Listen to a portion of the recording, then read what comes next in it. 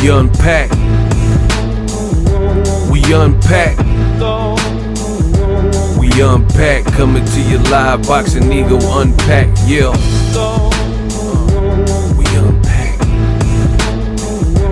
We unpack. We unpack. Coming to you live. Trainer and dad of David Benavidez, Team Benavidez, Jose Benavidez, says he believes that Jermall Charlo would beat Canelo Alvarez. We're going to talk about it. What up, Fight World? It's your boy Ego, and I'm back with some more boxing. Make sure you smash the like button. Also, subscribe to my channel for the latest and greatest in boxing. Before I get started, make sure you guys click the link in the description to get TUBEBUDDY. TUBEBUDDY is a browser extension to level up your YouTube content and take that to the next level. I've been using personally TUBEBUDDY for years on my channel, and I started off at 0 subscribers like everybody else, and I've scaled all the way up over 200,000 and counting subscribers. So it's definitely a tool I use daily to put out videos like this, and you can too. Use the link and take your channel up. So David Benavidez's pops, Jose Benavidez Sr., did an interview with Aki TV, and he says that he would predict and pick Jermall Charlo, Lions only, yeah, keep running your mouth, to beat Canelo Alvarez. He says, quote, I would have to favor Jermall Charlo. And the question was, who wins between Jermall Charlo and Canelo Alvarez? He said, I think Charlo is a very slick fighter, and he's very unpredictable. Jermall Charlo has a lot of abilities. He's not a normal fighter. He has a little bit of awkwardness, and he has a good jab. It's not the best jab like people say, but it is a good jab. Canelo, if you have a good jab, you are going to give him a lot of problems. So I see a better rounded fighter with Charlo than Canelo. Canelo is just a basic fighter. Canelo, he just comes and he loops with big hooks. Of course, if you are going to just stay there, he generates all that power. If you get hit, he's going to do that with some damage. With Jermall Charlo, I don't think he's going to just stay there. I think he's going to make him miss. I'm going to have to go with Charlo. That's why I say he's a very dangerous fighter. End quote. He also says, to further the conversation in the same interview, he says, quote, I will tell you something. I would feel more comfortable fighting Canelo than I would fighting Jermall Charlo. No matter what nationality you are from, people will love you if you come and deliver and leave your heart inside of the ring. Now, if you don't do that, they're not going to respect you. Manny Pacquiao's from the Philippines. Mexican people love him. Triple G is not Mexican. Mexican fans go crazy for him. I think Mexican people like Triple G more than they like Canelo. That's my point. When you come and fight and you're not ducking any fighters and you fight whoever and rank guys from 1, 2, 3, they'll give you that respect. That's why they don't like Canelo. He doesn't want to fight the people that are going to give him trouble. Canelo is the best at 168 right now. Terrence Crawford is the best at 147. If he fights Errol, we'll see who's the best. To me, those are the two best fighters at 147. Wow. Shout out to Team Benavidez for the information. And my thoughts, like I said, the walls are closing in. Jermall Charlo, he's a great fighter. For years, Canelo could have taken him. You know, and it's funny because you see the Canelo man fans, and they tend to have a lot more courage than the actual people on Canelo's team to make the fights. Because let the fans tell you on social media and whatnot, and in the comment sections of boxing forums and YouTube videos, they say that Jermall Charlo stands not a chance against Canelo Alvarez. They say he'll get eaten alive and he'll get ate up, and it's a horrible fight. He'll get murdered and destroyed.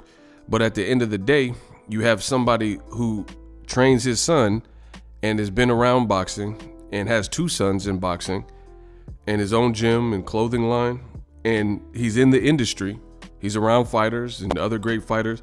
His son David Benavidez has sparred from Kelly Pavlik to Triple G to Gilberto Zurdo Ramirez, etc. So he's been around boxing, and he's telling you that he thinks Canelo is just basic, and he's looping and loading up and things like that. So very interesting assessment. it's hard to disagree with what he's saying. And he says fans will embrace you if you come and bring it, you know. And Canelo, he said that's why some people aren't really sold on Canelo, or they're off him and he's not getting the same type of praise, is because of his behavior, which is what I tell you guys all the time, kind of the diva mentality and behavior. A lot of people attributed Canelo's picking of fights and cherry picking, things like that, to Golden Boy.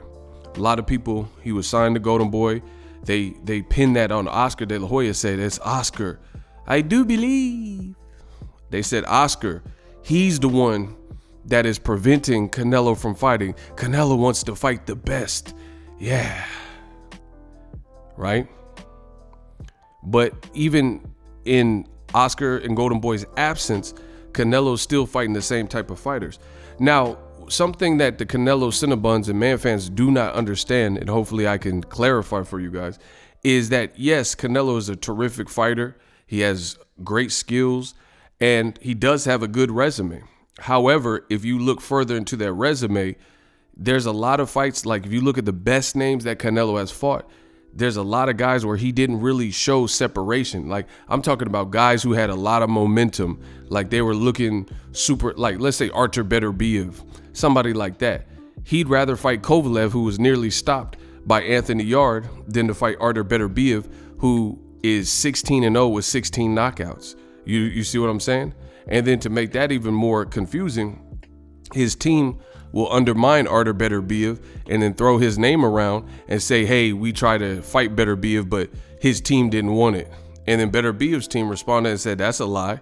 They said, we never got no offer. We're definitely down to fight. And you haven't heard nothing from Canelo's team about making that fight. And then if you do try to make the fight with Beterbiev, people say you're picking on Canelo and you just want to see him lose because you want him to fight at 175. Listen, Canelo opened the floodgate himself to even fight at 175. People weren't thinking about that. People wanted to see Canelo fight Jermall Charlo, Demetrius Andrade, maybe even a Derevchenko. Some people even Triple G3 at 160. It was Canelo's decision to move up to 175. So he broke the levees. He opened the floodgates for those conversations, especially when you're lying on somebody's name and saying you sent them an offer and basically made it look like Beterbiev was ducking you, right?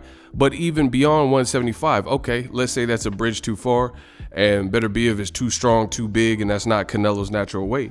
He's fighting at 168 and he says he wants to unify. Conveniently, he wants that after David Benavidez, loses his title based on a pandemic miscalculation with the weight. So I agree with Jose Benavidez. As far as Charlo, I do think he's unpredictable. He doesn't get enough credit for his slickness. There's one thing that Jose Benavidez said that I didn't really agree with. He said his jab is not as good. He said it's good, but it's not as good as everyone makes it. I disagree. I think Charlo has one of the best jabs in boxing. I think the best jabbers right now that are really active, Mikey Garcia, Triple G, Jermall Charlo, and Errol Spence, and Jermall Charlo. I think 3 of them from Texas, and then, like I said, Triple G has an excellent jab. Those are the ones that come to mind. And Mikey Garcia. Those are the guys that I've seen utilize a jab. And I could go like Floyd Mayweather, and I'm sure there's some people I'm leaving out, but just a rough cut. Those are people with awesome jabs. So I do think Jermall has one of the best jabs in the business. And it's a far cry from what the Canelo Cinnabons are saying. The Canelo Cinnabons are saying that Charlo will get beat up, but you have other people, even a Mexican-American gentleman in Jose Benavidez Sr., and he's saying that Canelo's kind of basic and Charlo has more tricks up his sleeve, and he would favor Jermall Charlo. So just because there's a variance in opinions, that means it's a good fight. And the other telling and interesting thing that Jose Benavidez said is that he said he would be more concerned with his son fighting Jermall Charlo than Canelo Alvarez. Once again, the walls are closing in on Mr. Canelo I was born ready Alvarez, because the world sees it. From 160 to 175, the divisions Canelo has fought in the recent memory, in the recent years, there's so much talent, and Canelo keeps choosing to fight guys he wants to fight, guys with minimal power like Billy Joe Saunders. And even though Billy Joe Saunders, yes, he has a belt, but come on, who has Billy Joe Saunders beat? Could Billy Joe Saunders beat David Benavidez at 168? I think not. And if he could, then why hasn't he done it? I think that'll be horrible. So, Canelo is kind of trying to do glamour fights. It's like almost like he wants these glamour fights that'll make him look good. And there's tons of guys that could really push him to the limit, i.e., you look at how Sean Porter brought a fight to Errol Spence. Keep in mind, Errol Spence is a top-rated technician. He really dominated Mikey Garcia, who we've never seen dominated in that way.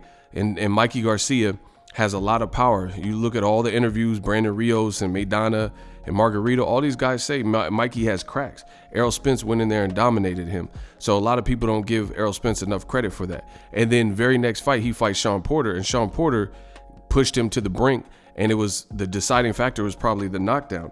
How come we haven't seen Canelo pushed?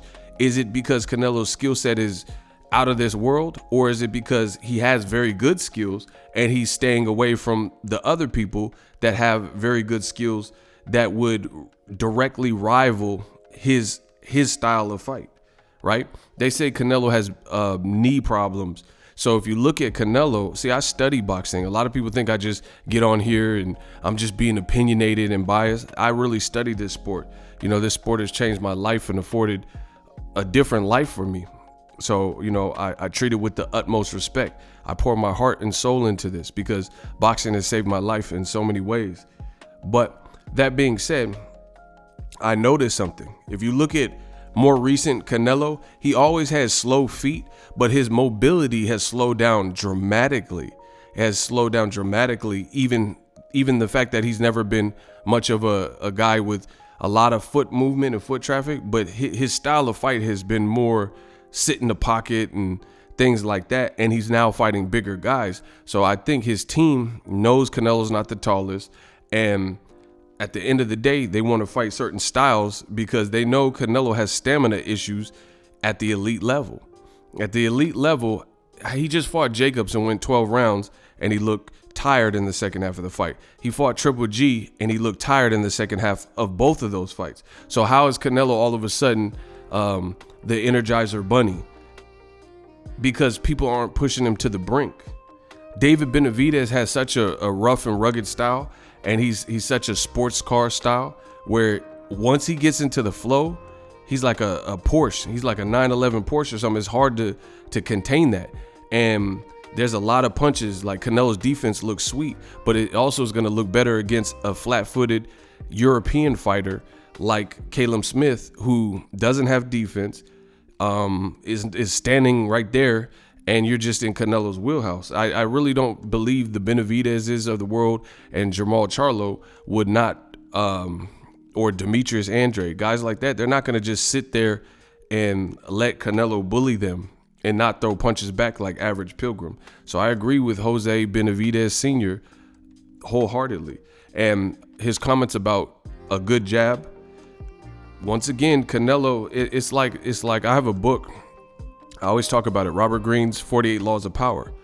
One of the rules and laws of obtaining power is never outshine the master. And Canelo, based on his matchmaking and his team and the fights that they make, they ensure that no one can outshine the master.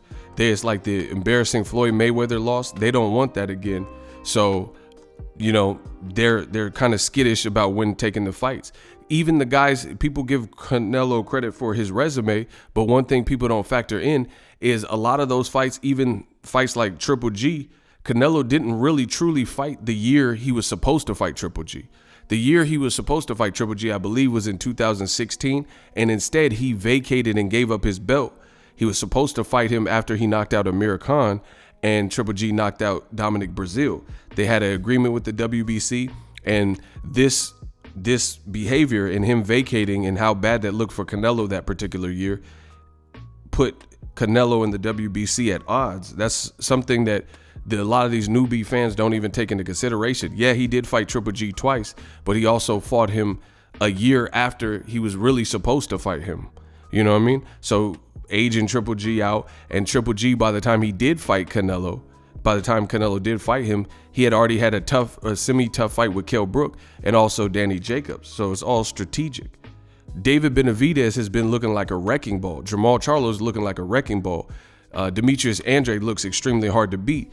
So until these guys show more vulnerability, I doubt Canelo's going to want to step in the ring with them. And they all have something in common. They all have hand speed, athleticism.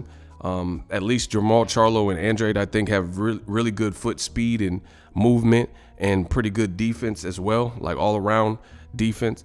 Benavidez has crazy hand speed and crazy punch variety. And these are the styles that more athletic, American style, Mexican American style, that Canelo is clearly not fighting. Triple G showed you a good jab is hard because Canelo has to, he exerts himself. That's why he ends up getting tired, because Triple G had a very good jab, and he does have good defense and upper body movement, but against powerful guys and powerful jabbers, he got to do that for 12 rounds. You know what I mean? And that's why Canelo, in my opinion, is fighting the more stationary guys, Caleb Smith, Average Pilgrim. He just literally stood there in Miami like he just came for the J Balvin concert, and he let Canelo pulverize him.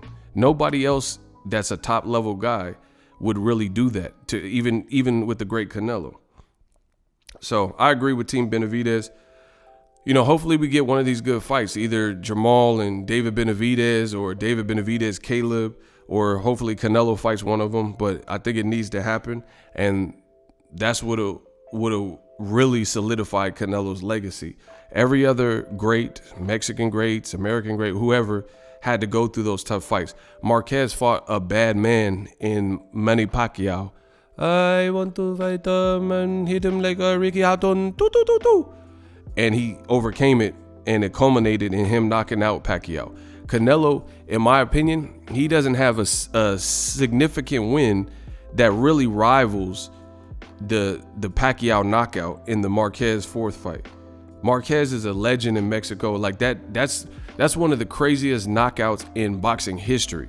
So Marquez, in that very fight, it didn't even matter what he did, like losing to Tim Bradley after and stuff like that. None of that mattered. He solidified himself just with that. You know what I mean? And at the end of the day, Canelo, he can solidify himself with great performances against other great contemporary people, i.e.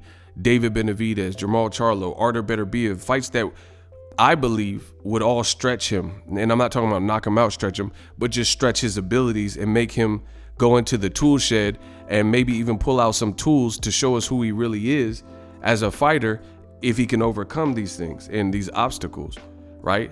Canelo right now, he's been doing this since he was age 15.